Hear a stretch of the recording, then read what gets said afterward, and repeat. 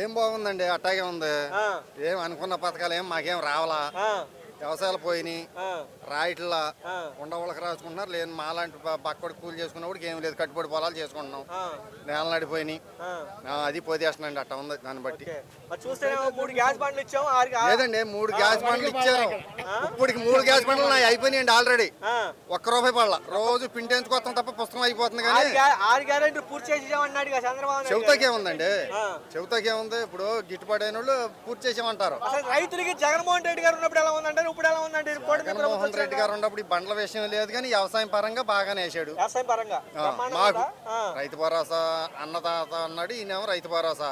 మా జగన్ గారు అప్పుడు నష్టపరిహారం కూడా ఇచ్చాడు. జగన్ గారు లాస్ట్ లో వెళ్తా అది ఒకటి చేశాడు. ఇప్పుడు ఈయన ఎవట్లా లేదండి అసలు దాని గురించి పట్టించుకోవడం లేడు. ఏదో ఆ టీవీలో చూడటం తప్ప ఏం లేదు అసలు. అధికారులు ఏమంటున్నారు? అధికారులు ఏం మాట్లాడతారండి, అక్కడ పైనుంచి వస్తేనాక మేము చేయడానికి అంటాం, మెలకుండా కూర్చుంటాం అంతే.